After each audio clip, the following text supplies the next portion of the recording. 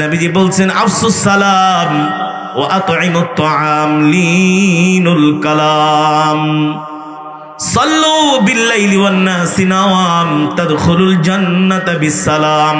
আল্লাহর নবী বলেন তোমরা এক মুসলমান আর এক মুসলমানকে সালাম দিবা, তোমরা অনাহারীদেরকে খাবার দিবা, অভাবীদেরকে খাবার দিবা, দরিদ্রদের পাশে দাঁড়াবা। ওয়া আতঈমুত তাআম, তুমি পেট ভরে খাইবা, তোমার প্রতিবেশী তোমার আত্মীয় স্বজন মা বাবা ভাই বোন না খায়া থাকবে। সাবধান সাবধান, এই কারণে কিন্তু কাল হাসরের ময়দানে আল্লাহর কাছে জবাব দিতে হবে, ঠিক কিনা বলেন? তৃতীয় নাম্বার হলো লিনুল কালাম। এক মুসলমান আর এক মুসলমানের সাথে নরম ভাষায় কথা বলবা, কর্কশ ভাষায় কথা বলবা না, গালি দিবা না, ধমক দিবা না, কথা দিয়া কষ্ট দিবা না। সমাজের মধ্যে কিছু মানুষ আছে যাদের মুখের কথা মনে হয় পিস্তলের গুলির চাইতো আরো ধারালো, আছে না? নবীজি বলে না না, তোমরা লিনুল কালাম, এক মুসলমান আর এক মুসলমানের সাথে নরম ভাষায় কথা বলবা।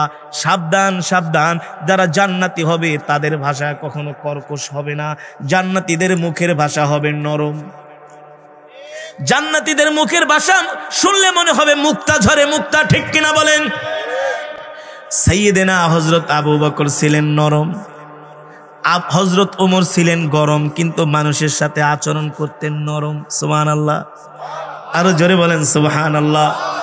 এই কারণে ভাই, যারা কর্কশ ভাষায় কথা বলে আল্লাহর নবী তাদেরকে শাফায়াত করবে না, কারণ নবীজি কখনো কোনো মানুষের সাথে খারাপ আচরণ করে নাই, নবীজি কোনোদিন কোনো মানুষের মনে কষ্ট দেয় নাই। আমরাও যতদিন বাঁচবো কোনো মানুষের মনে কষ্ট দিব ইনশাআল্লাহ। দেখবেন আমাদের সমাজে কিছু মুসলমান আছে আল্লাহর নাম জোরে নিতে চায় না, ভাব দেখায়, সালাম দিলেও জোরে জবাবটা নিতে চায় না, নিজের ক্রেডিট দেখায়। কেউ সালাম দিলে আসসালামু আলাইকুম, চুপ করে থাকে। কি করে থাকে? অথচ রাসূলের সুন্নাহ হলো কেউ যদি সালাম দেয় হাসি মুখে উত্তর দেওয়া, ওয়া আলাইকুমুস সালাম ওয়া রাহমাতুল্লাহি ওয়া বারাকাতুহু। আমি হ্যাঁ আছে অনেকে কর্মচারী সালাম দিলে, দারোয়ান সালাম দিলে নিতে চায় না, আস্তে করে উত্তর দেয়। অথচ আসসালামু ক্বাবলাল কালাম, আগে সালাম পরে কালাম, ঠিক কিনা বলেন? নবী আপনি দুনিয়ার মানুষদেরকে বলে দেন, মুসলমানদেরকে বলে দেন, ইন্নামাল মুমিনুনা ইখওয়াতুন ফাআসলিহু বাইনা আখাওয়াইকুম ওয়াত্তাকুল্লাহা লাআল্লাকুম তুরহামুন। এক মুমিন আর এক মুমিনের ভাই, এক মুসলমান আর এক মুসলমানের ভাই।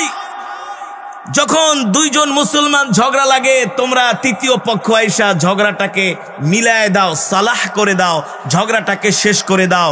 কিন্তু বর্তমান সমাজের পরিস্থিতি হলো দুইজন মুসলমান মারামারি ঝগড়া লাগলে তৃতীয় পক্ষ দুইজনের ডাক দিয়ে মামলা করে দে। কি করে দে? মামলা করে দে, কোর্টে যা, যা দেখার আমি দেখুম। আবার ওরেও বলে কত টাকা লাগবে আমার থেকে নেই, ওরে চরম শিক্ষা দিয়া দে, ঠিক কিনা বলেন? এমন মুনাফিক সমাজে আছে কি আছে না? আমি কি বাস্তব বললাম নাকি অবাস্তব? চুয়াডাঙ্গার মানুষ জোরে বলতে হবে, বাস্তব বললাম নাকি অবাস্তব? অথচ আল্লাহ রসুলের হাদিস, মুমিন কখনো মুমিনকে কষ্ট দিতে পারে না। আল মুসলিমু আখুল মুসলিম, মুসলমান মুসলমানের ভাই, ঠিক কিনা বলেন? অথচ আল্লাহর নবী আখির জামানার পয়গম্বর, ইমামুল আম্বিয়া, সাইয়্যিদুল মুরসালিন, খাতামুন নবিয়্যিন, সরকারে দো আলম, দো জাহানের বাদশা, সাইয়্যিদুল মুরসালিন, কলিজার টুকরা নবী আমাদেরকে তার হাদিসের মাধ্যমে শিখিয়ে গিয়েছেন, আল মুসলিমু আখুল মুসলিম, মুসলমান মুসলমানের ভাই। তোমরা এক মুসলমান আর এক মুসলমানের সাথে ঝগড়া করবা না, এক মুসলমান আর এক মুসলমানকে কষ্ট দিবা না। যদি কোনো মুসলমান অসুস্থ হয়, তার অসুস্থতার খবর শুনে আর দেরি করবা না, তুমি তোমার মুসলমান ভাইকে দেখার জন্য তার বাড়িতে চলে যাও, ঠিক কিনা বলেন? আল্লাহ রাসূলের হাদিস, কোন মুসলমান যদি অসুস্থ হয় আর ওই মুসলমান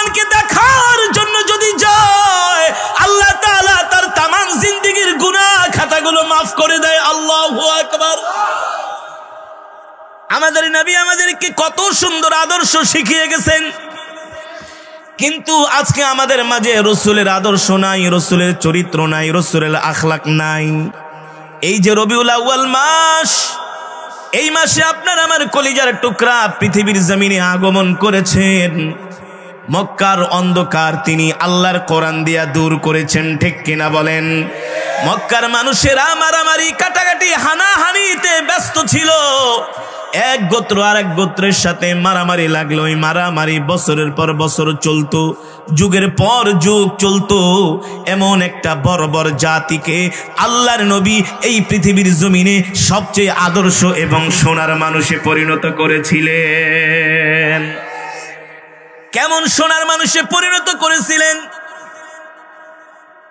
কেমন সোনার মানুষে পরিণত করেছিলেন? আরবের জাহিলিয়াতের বর্বর মানুষগুলো যাদের ছিল নিত্যদিনের কাজ ডাকাতি করা, জিনা করা, চুরি করা, ব্যভিচার করা, দর্শন করা, মহিলাদেরকে দেখলে জোরপূর্বক তাদের ইজ্জত ছিনিয়ে নেওয়া, সম্ভ্রম ছিনিয়ে নেওয়া। এক মহিলা পাদদেশ দিয়ে পাহাড়ের চূড়া দিয়ে হেঁটে যাচ্ছে, দুইজন যুবক দাঁড়ায় আছে। যুবকদেরকে দেখে ওই বোন জোরে দৌড় শুরু করলেন। ওই দুইজন যুবক ওই বোনকে ডাক দিয়া বলেন, ইয়া উখতি, ও আমার বোন, কিফ কিফ, থামো, তুমি এত জোরে জোরে দৌড়াচ্ছ কেন, কারণ কি? ওই বোন ডাক দিয়া বলল, তোমরা আরবের যুবকগুলো অনেক খারাপ, তোমাদের চরিত্র ভালো না, তোমরা মেয়েদের চরিত্র নষ্ট করো, সম্ভ্রম নষ্ট করো, ইজ্জত নষ্ট করো। তোমাদের কাছে আরবের মহিলারা নিরাপদ নয়, তাদের ইজ্জত নিরাপদ নয়, জানমাল নিরাপদ নয়। এই কথা শোনার পরে দুইজন যুবক ডাক দিয়া বললেন, ও বোন, ইয়া উখতি তালহিনা, এদিকে আসো,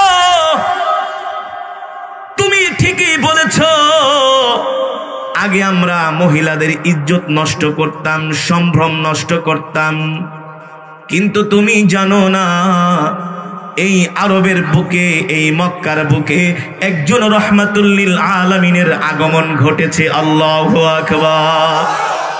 বলে রহমাতুল লিল আলামিনের আগমন ঘটেছে, তাতে কি হয়েছে? দুইজন যুবক ডাক দিয়ে বলে, বোন কি হয়েছে? এই মক্কার জমিনে বিপ্লব ঘটেছে। আল্লাহু আকবার। কিসের বিপ্লব? বলে দ্বীনের বিপ্লব, আমাদের চরিত্র ভালো করার বিপ্লব। আল্লাহু আকবার। বলে তোমাদের চরিত্রকে আগের চেয়ে ভালো হয়েছে। বলে শুধু আগের চেয়ে আমাদের চরিত্র ভালো হয় নাই, আগের যুবক আমরা নাই, আমাদের সকলের চরিত্র, আমাদের সকলের আখলাক নবীওয়ালা আখলাক হয়ে গিয়েছে। আল্লাহু আকবার। বলে কেমন আখলাক? বলে আগে ছিলাম আমরা মক্কার নারীদের সতীত্বের জম। আল্লাহর নবী রহমাতুল লিল আলামিন আমাদেরকে এই কোরআন দিয়ে দাওয়াত দিয়েছেন। এই কোরআন দিয়ে দাওয়াত দেওয়ার পরে আমরা মক্কার রমণীদের ইজ্জত নষ্ট করা তো দূরের কথা, সতীত্ব সম্ভ্রম নষ্ট করা তো দূরের কথা, রহমাতুল লিল আলামিনের হেদায়েতের দাওয়াত পেয়ে, রিসালাতের দাওয়াত পেয়ে, তাওহীদের দাওয়াত পেয়ে আমরা তার পরের দিন থেকে এই মক্কার রমণীদের ইজ্জতের পাহারাদার হয়ে গেছি। আমরা মক্কার রমণীদের ইজ্জতের পাহারাদার হয়ে গেছি। মুসলমান, এই সমাজ থেকে আল্লাহর নবী অন্যায়, অত্যাচার, অবিচার, নির্যাতন গুলো দূর করেছিলেন আল্লাহর কোরআন দ্বারা। ঠিক কিনা বলেন? এই কারণে রাসূলের হাদিস, লা ইয়ারহামুল্লাহু মান লা ইয়ারহামুন নাস, যে মানুষের প্রতি রহম করবে না আল্লাহ হাসরের মাঠে তার প্রতি রহম। যে মানুষের প্রতি দুনিয়ার জমিনে দয়া করবে না আল্লাহ হাসরের মাঠে তার প্রতি দয়া করবে না।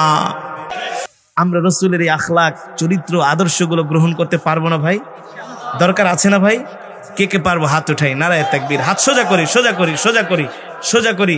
এই হাত উঠানোর দ্বারা আল্লাহ আমাদেরকে হেদায়েত দিয়ে দিবে। ঠিক কিনা বলেন?